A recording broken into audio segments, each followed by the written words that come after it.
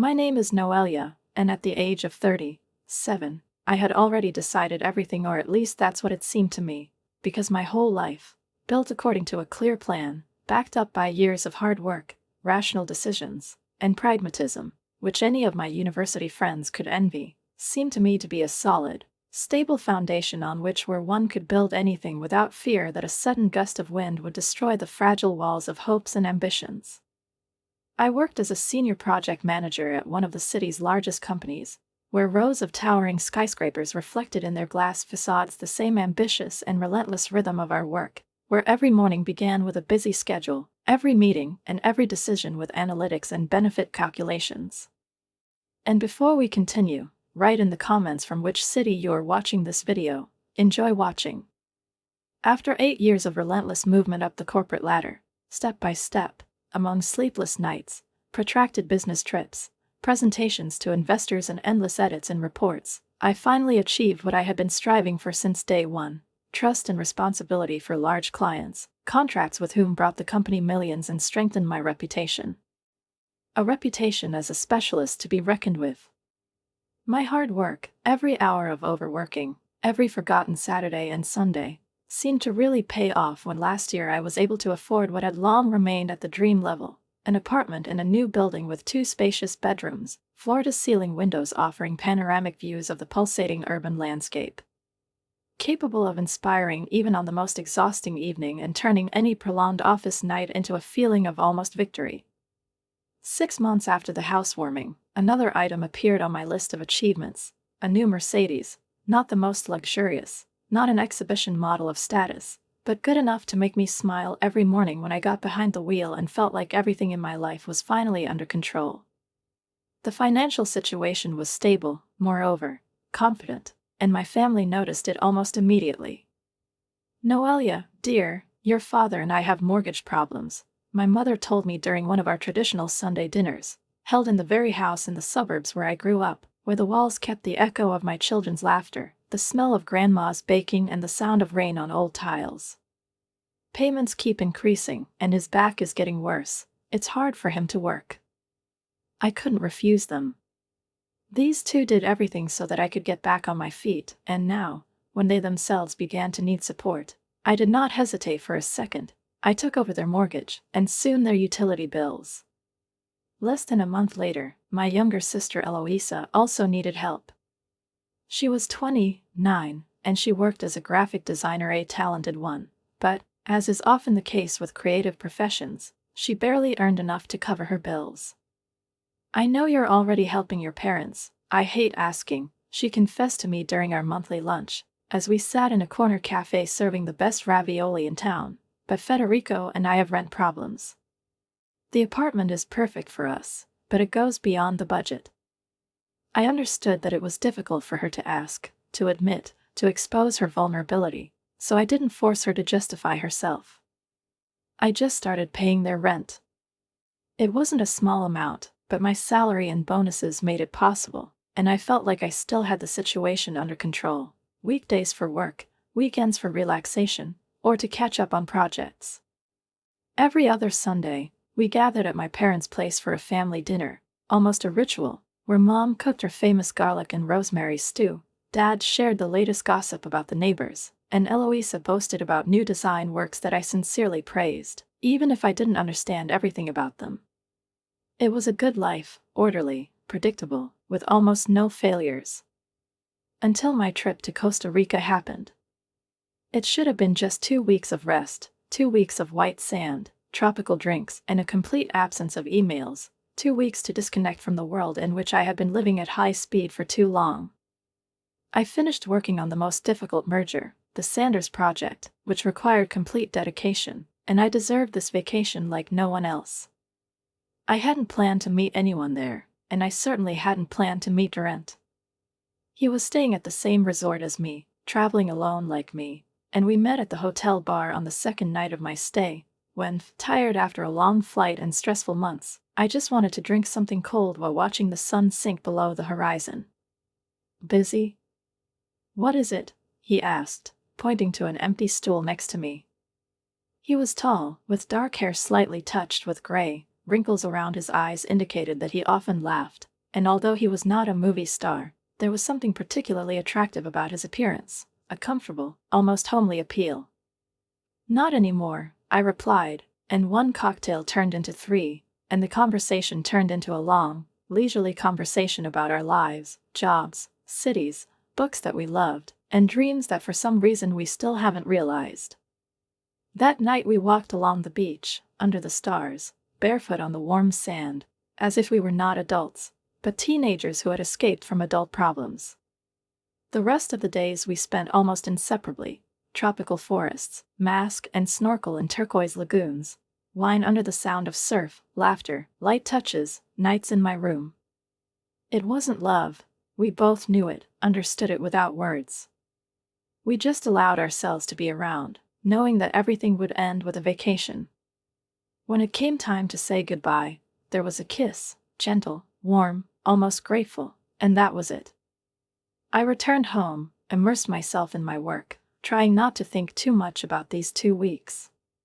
But 3 weeks after returning home, I began to feel strange. In the morning, a nagging nausea seized me even before I had time to drink a sip of water. A slight headache hung like a fog, and weakness in my body became a companion of every waking moment. But I, out of habit, explaining everything with logic and fatigue, wrote off this as for the stress that accumulated after returning to endless meetings, deadlines, and tables, where every number reminded me that I had to be strong, collected, and infallible again. However, a few days later, when I realized that my period was late, and it was no longer just 1 or 2 days, but a full-fledged delay, my anxiety took on a new, much more distinct form, and a thought began to arise in my head, at first timidly, and then more insistently, which I still did not dare to utter, even to myself, but which was slowly crowding out all other possible explanations. I bought a pregnancy test on the way home, when the evening sky had already turned blue and purple, and, entering the apartment, without taking off my coat, went to the bathroom, clutching a small box in my hand, as if more than just a medical result depended on it. My hands were shaking, like when I was a student before an exam that you weren't ready to take, and as I watched those 2 pink stripes slowly appear, each of which was like a heartbeat, I felt like my whole reality, which until recently had been as clear and precise as a project plan, was beginning to crumble and flow into something completely different, unknown, and frightening. The next morning, I repeated the test, the same result, without the slightest doubt. At the age of 37, I was pregnant not from a long-time partner, not from a deliberate decision, but from a fleeting vacation, casual intimacy with a man whose last name I didn't even know, not because he didn't propose, but because it just wasn't part of those 2 weeks where everything was easy, frivolous, temporarily. This shouldn't have happened to me, to a woman who always calculated everything, who had everything on the shelves, and every step was thought out in advance. For several days, I lived in a daze, doing everything expected of me at work, answering emails, holding meetings, building schedules, but inside, my mind was constantly going over possible options, scenarios, forks. I could terminate the pregnancy, a practical, reasonable decision that would fully comply with my previous logic. I could have tried to find Durant, but I didn't have anything that would help. No phone number, no social media profile, not even a last name, because back then, on the beach, it didn't matter. Or I could have done it alone, without him, relying on my strength, my financial stability, and my maturity, which over the years has taken the form of an inner core. And, strangely, when the initial shock receded, I realized that I was less and less afraid, and more often I think of this child not as a problem, but as an unexpected but somehow touching gift, an opportunity to live something real, personal, vulnerable. By the time of the next family dinner, when the aroma of my mother's stew from the hallway enveloped me in the usual warmth, I had already made a decision. I was leaving the child. Now all that remained was to tell the family about it, to be honest, directly, like an adult who does not ask for anything, but only shares his news. All the way from the city to my parents' house, I rehearsed the words to myself, building phrases that sounded confident and calm. I'm 37. I have a stable income. I have a great apartment and the opportunity to raise a child on my own. I'm not asking for help. I'm just letting you know. But when I turned into their driveway, my heart started pounding with such force as if for the first time in my life I was going to break the rules that I had set for myself. Mom met me at the door, as always, with a slight reproach that was actually a mask of her concern. "You're late, dinner is almost ready." We sat down at the table, passing plates to each other, discussing current affairs, news in the area, as if nothing had changed, as if another life had not been born inside me. I hardly ate, I was waiting for the right moment, and when my mother, as always, brought her almond cake for dessert, I realized that I couldn't put it off any longer. I took a deep breath. "I need to tell you something," I began, surprised at how calm my voice sounded when everything inside was shaking. All three of them, Mom, Dad, and Eloisa, froze, their eyes fixed on me, and in the silence that followed, which seemed thicker than any sound, I said, "I'm pregnant." About the 7th week. Mom's fork fell onto her plate with a light clatter. Dad froze with a cup of coffee in his hand, and Eloisa stared at me with wide eyes, as if I were speaking in an unfamiliar language. But who was the father? She spoke first, her voice not so much curious as puzzled. I told them about Durant, about the vacation, about how we had spent 2 weeks together, how we had agreed not to continue, how we had not exchanged any contacts. So it was some random guy, and he just disappeared? Her tone became harsh, almost accusatory. "He didn't disappear," I replied calmly. "We both understood that this was just a vacation, temporarily, as an adult." "Noelia." Mom began slowly, choosing her words. "Have you considered your options?" I understood what she meant and nodded. "I've been thinking about it a lot. I decided to keep the baby." Dad, who had been silent until then, shook his head and said in a restrained, almost tired voice, "Noelia, think about what you're saying. You're 37. You're alone. You have a difficult, stressful job. Now is not the time to have a child, especially in such circumstances." "Dad's right," Mom interjected. "You should get rid of it while it's still simple. You're not getting any younger, and pregnancy at your age is already a risk." I looked at them in shock. I expected, maybe, anxiety, maybe even disappointment, but not this, not so peremptory pressure to abandon a child who has already begun to exist. "And your father's medical history?" Eloisa added, "You don't know anything about him. What if something is wrong with the child? What if there are genetic problems?" I pressed my lips together. "The baby," I said, emphasizing each word, "is going to be fine." "You can't know that," Mom said. "Noelia, be reasonable. This is not the path you plan to take. This is not your life scenario." I replied, feeling anger rising inside me, as it rose like a hot wave from my chest to my throat, bursting me from the inside until my temples hurt. "I thought you would support me, Mom, really. I thought that no matter how difficult it was, at least you would listen to me.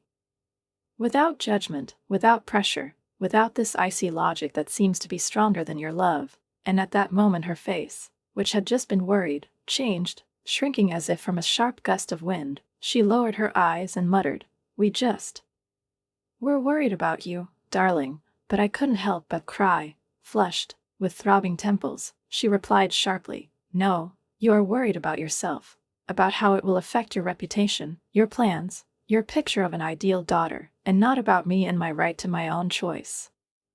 I stood up, pushing back my chair with such effort that it almost toppled over, picked up my purse and, without looking at anyone, headed for the door, leaving on the way, with a voice trembling with emotion, but still strong, "I'm giving birth to this baby, with or without your support. And if you can't accept that, maybe we really should distance ourselves from each other a little bit." "Don't be dramatic," my father's voice came from behind me, restrained, but filled with that subtle shade of irritation that I remembered from childhood. "Sit down. Let's discuss this rationally." I turned around for a second, with my hand on the doorknob, and said firmly, "There's nothing to discuss. I've already made my decision." Without waiting for an answer, I opened the door, stepped out into the dark evening, and slammed it behind me. I drove away without looking back, feeling tears blurring my eyes, like rain from inside, making it difficult to see the road, but not stopping me. They'll call, I told myself, like a mantra, over and over again. They're just in shock. They'll understand, digest, accept. And sure enough, the next morning, the phone rang. It was Mom. "Noelia, dear." Her voice sounded different, softer, slower, as if she was speaking from another world, not from the one where she almost ordered me to give up the baby yesterday. "I'm sorry about last night.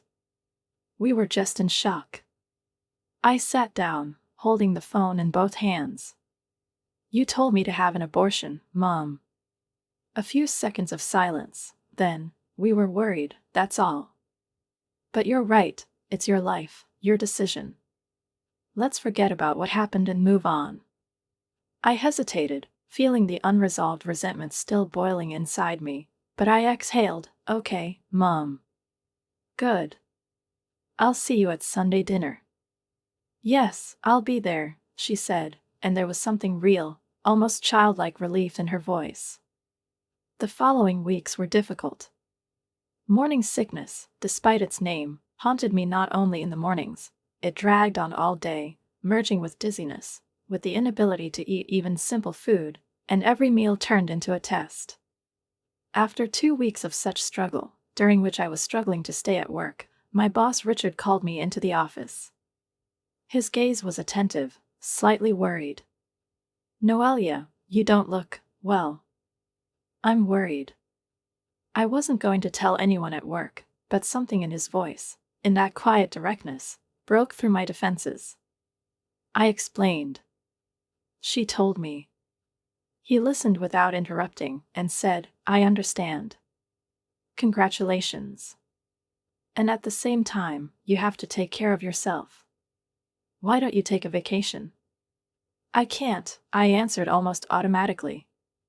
Projects will be here when you get back," he interrupted calmly. "Take unpaid leave if necessary. But you need to rest." I nodded, and to my surprise, I felt a warm, soft gratitude arise in me for the first time in a long time. With my savings, I could really afford a few months without income. I've taken a vacation. Mom and Eloisa started visiting me regularly. They brought groceries, homemade soups, and fresh fruits, but there was a subtle, almost invisible anxiety in their concern, as if they hadn't fully gotten used to my new role yet, as if each of their visits was an attempt to make sure I hadn't changed my mind yet. Especially my mother, who would sigh every time she pushed my pillows, "If only you would listen to us. You wouldn't have suffered so much." "It was worth it," I replied each time, firmly. Eloisa, on the other hand, was blunt to the point of being harsh. "I do not know how you are going to cope. Loans, expenses, and a child are not toys." "I've been saving money for years," I reminded her, and there was doubt in her eyes, but she nodded. One afternoon, when my mother was making tea in my kitchen and talking about the weather and the neighbors, she hesitantly brought up the subject. "Noelia, your father and I, we're thinking about paying off the mortgage next month." I turned around, smiled, and said, "Don't worry. I've already set everything up. Automatic transfers are underway, and the bills have been paid. I can still help." Her relief was almost physical. "Oh, thank God," she said, pressing her hands to her chest. "And Eloisa's rent, Mom, I told you. I've prepared for this." She came up to me, hugged me tightly, tighter than usual. "You are such a good daughter." And when she left, I was left alone in the kitchen, wondering if her concern was sincere. I knew it, but I couldn't help but wonder if her involvement hid a subtle dependence on the financial support that I, even now, continued to provide them. I pushed the thought away. They are my family. Of course they care. Sure.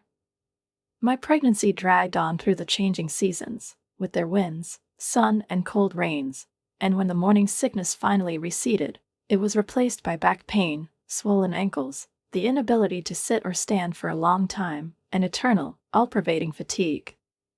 But with every ultrasound scan, with every tiny bump inside my stomach, with every moment when I felt my son seem to remind me of his existence, as if even then he was trying to say, "I'm here, Mom, I'm with you." I became more convinced, unshakably confident that I made the only right decision, a decision that, despite the loneliness and skepticism of my family, became for me an act of the deepest love and strength.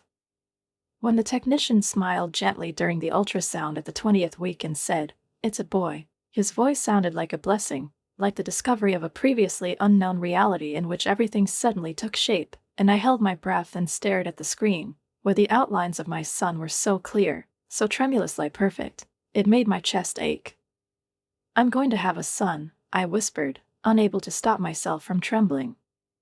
I asked Eloisa to come with me that day, hoping that at least someone from the family would share this magic with me, this moment in which my heart is filled with hope and awe. She was sitting next to me, motionless, with that impenetrable expression she had every time she wanted to hide her real feelings, and when I couldn't help but point at the screen and whisper, "Isn't that amazing? Look at his profile, look how perfect he is." She squinted for a second, nodded, and then abruptly turned the conversation around. "So you talked to the HR department about your maternity leave? How long are you going to be away from work?" Her voice sounded dry, businesslike, but the question under question was clear, as if written on her forehead. "How long will you not earn? How long will you stop being financially useful?" I answered calmly, although everything inside was squeezed with disappointment. "I'll take the standard 12 weeks. I plan to work remotely part of the time," straightening my shirt, which was already stretching over my rounded stomach. "Don't worry, I can still help with the rent." She showed some decency by trying to look embarrassed. "That's not what I meant." But we both knew that was exactly what she meant. As the date of my birth began to rapidly approach, I threw myself into preparing for the baby, and the second bedroom in my cozy apartment gradually turned into a nursery. The walls turned pale blue, a snow-white crib with neatly arranged blankets and plush toys appeared in the corner, and I put a rocking chair by the window. I had a view of the city. In the evenings, I would sit there, hugging my stomach with both hands, and start talking to my son as if he were already there. "It's just you and me, buddy. But we can do it. I promise." The waters broke suddenly, 2 weeks before the deadline, in the middle of Tuesday, when, as usual, I was flipping through articles about breastfeeding. I called an Uber, sat in the back seat, breathing stubbornly, as I was taught in the courses, and, with trembling fingers, sent a message to Mom, Eloisa, and Dad. The kid decided to come early. "I'm going to the hospital." Mom arrived first, then my father and Eloisa pulled up, and soon they were sitting in the waiting room while I went through contractions, hour after hour. From time to time they wrote, "Is there any news?" But no one offered to enter the maternity ward with me. No one said, "I'm with you, don't be afraid." 16 grueling hours of pain, fear, and tension passed before my son, with a red face, strong lungs, and a scream that contained all the power of a new life, was born. He weighed 7 pounds and 3 ounces, and the nurse, wiping him, said with a smile, "He's perfect." I named him Leon Durant Donati. Durant is named after his father, despite the fact that this man will never know about his son. When my family finally came to visit us, I noticed how strangely detached their reactions were. Mom took Leon in her arms for a while, looked at him over the top of her glasses and said, "He's got your nose." Then she carefully handed it back, as if afraid he'd start crying. Dad stood awkwardly to the side, avoiding eye contact with the baby. Eloisa took the obligatory photo, immediately posting it on Instagram with the caption, "Congratulations to Noelia," and within 5 minutes she was complaining about the high parking fee. They left, stayed in the room for no more than 20 minutes, citing business. When the door closed behind them, I remained in silence, hugging the sleeping Leon to me and whispering into his hair, "We'll show them how wonderful you are. They'll understand." The first weeks of motherhood were like a whirlwind, exhausted nights when I couldn't sleep even for half an hour, because every movement in the crib seemed to be an alarm signal, changing diapers, feeding, endless questions to myself. Am I doing everything right? Am I forgetting something important? Am I missing something which may affect his health or safety? But there were other moments, moments in which the soul seemed to blossom. Leon's first smile, so real, not accidental, but conscious, when he looked me straight in the eye for the first time and the corners of his tiny mouth twitched, or when his palm, warm and soft, tightly squeezed my finger, or when he fell asleep on my chest, heavy, warm, breathing in unison with me, and it seemed as if the whole world had shrunk to this single moment. Mom, to be fair, still visited us, although almost always for some reason why she couldn't stay longer, why she couldn't hold Leon while I at least took a shower or slept. My arthritis has worsened, she said, averting her eyes.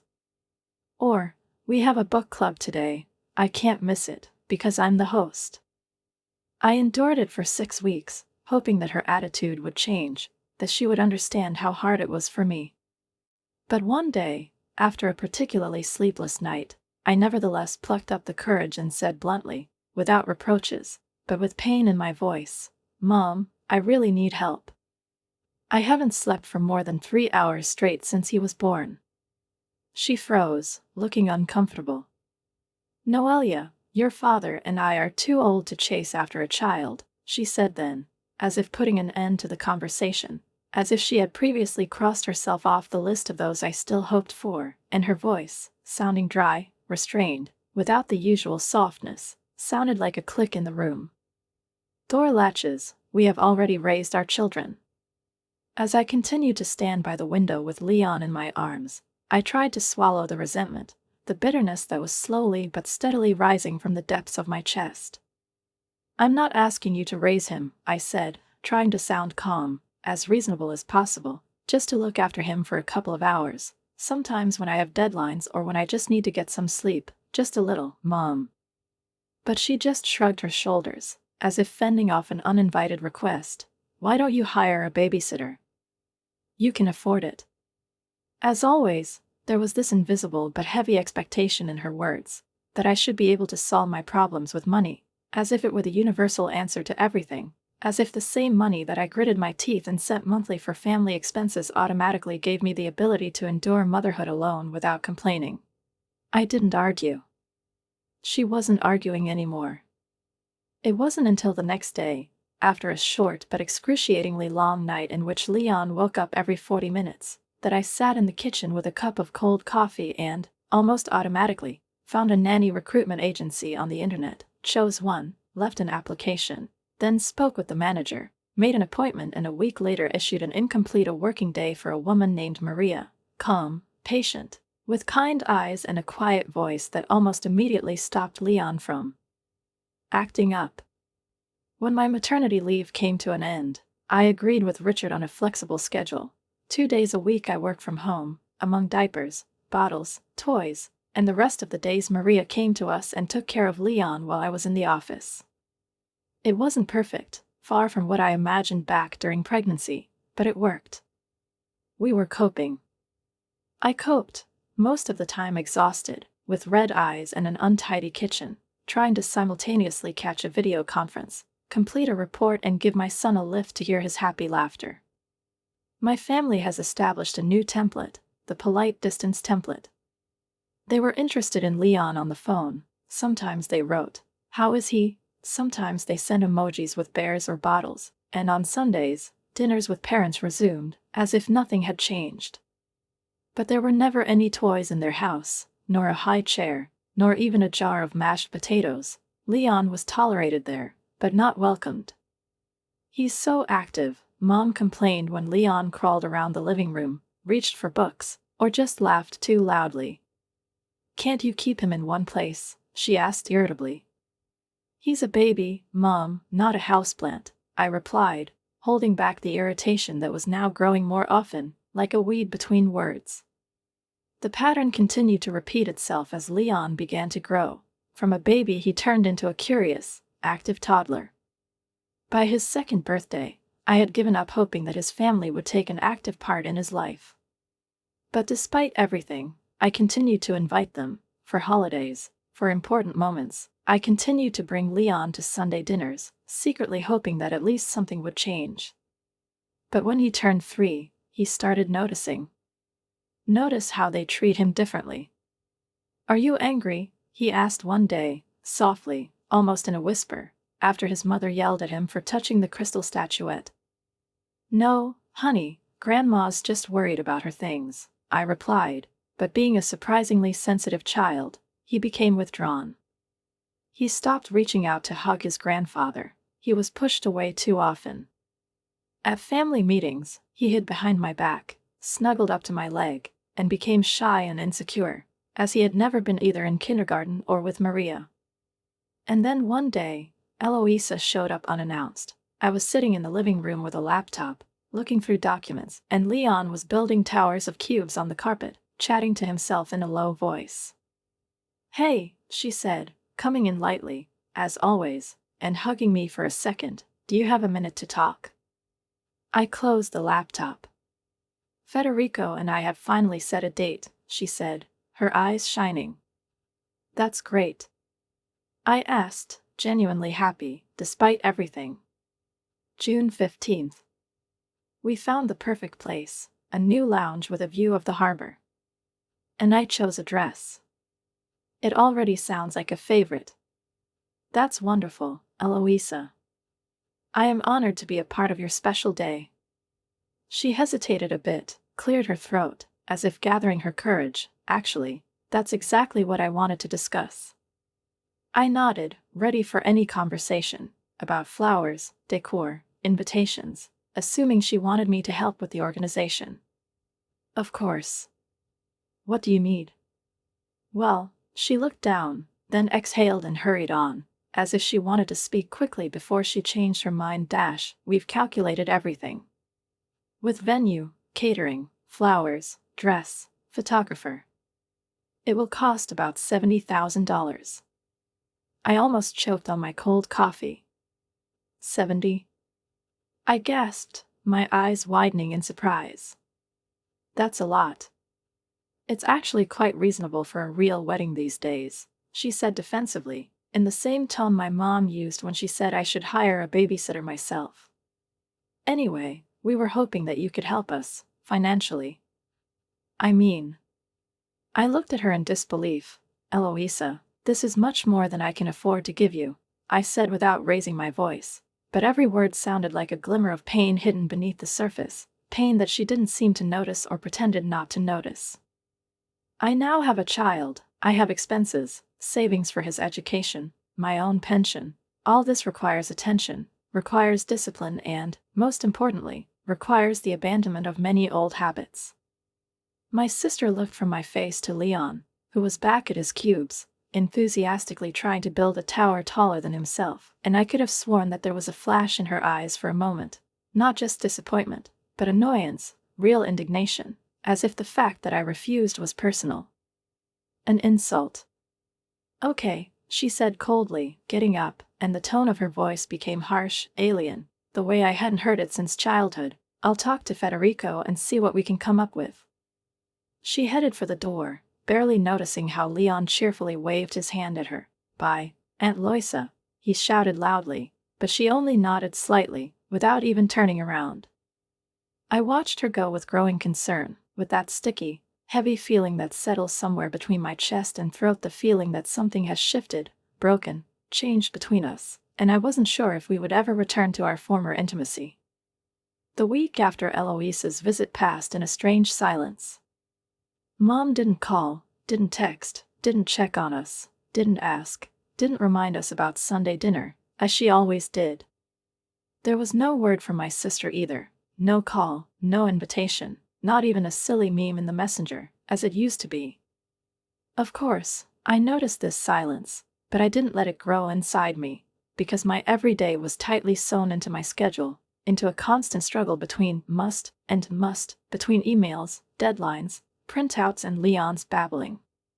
And then, on Friday evening, while I was flipping through the feed, which increasingly featured photos of other people's family evenings and perfectly set tables, I came across Eloisa's story, "Family dinner tomorrow night."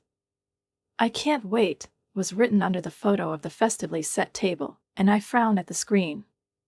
No one invited me. I opened the chat with my mom and typed a short message, "Dinner tomorrow night?"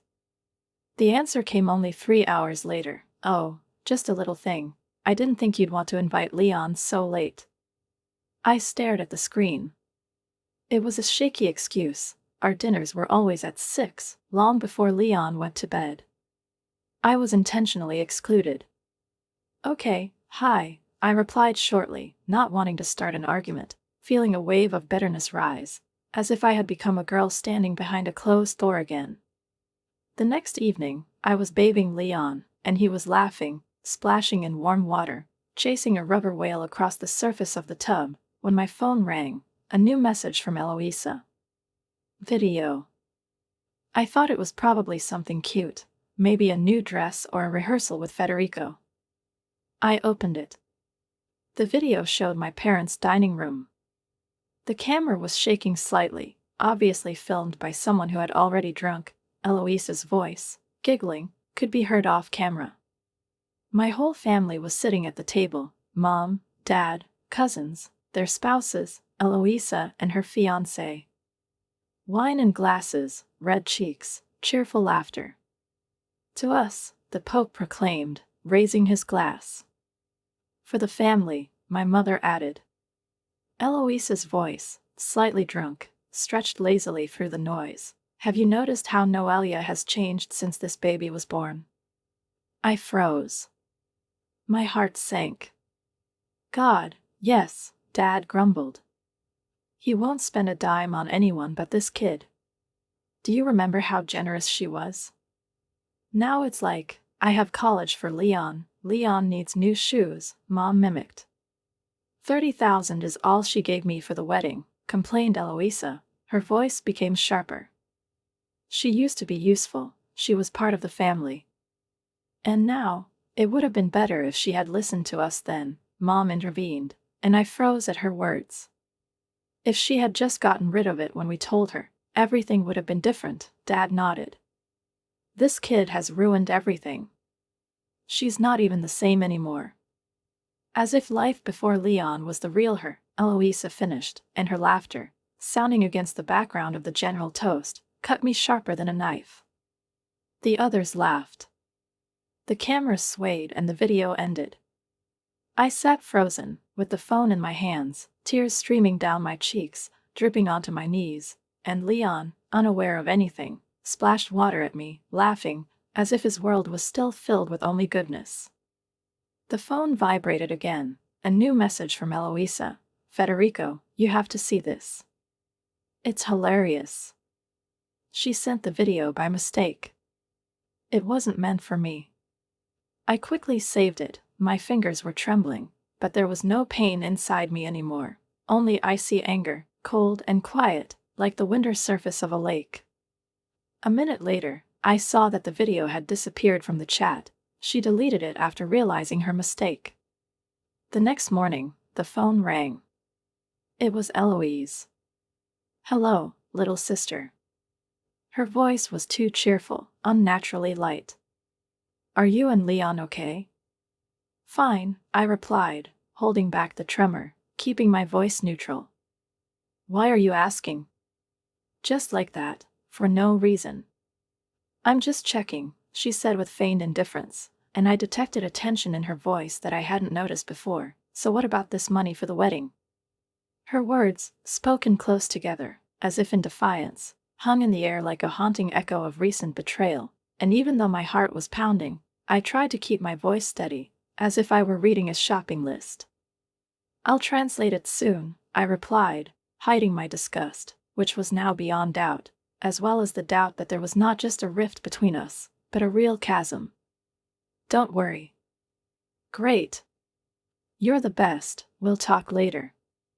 She breathed out, and in her last words there was relief. Yes, pure, almost physically palpable relief that I didn't mention the video, didn't explode, didn't make a scene, but just, as before, swallowed. She hung up, and I was left in silence, holding the phone in my hand as if it might burn my palm. But I didn't transfer the money.